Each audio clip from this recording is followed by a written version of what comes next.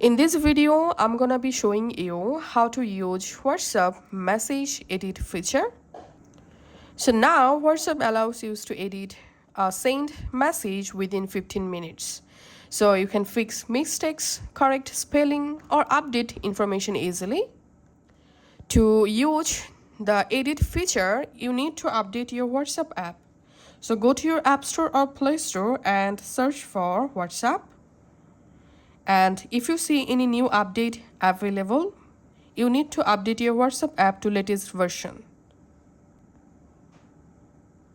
Once updated, now just go to your WhatsApp and go to a chat or conversation where you want to edit your sent message.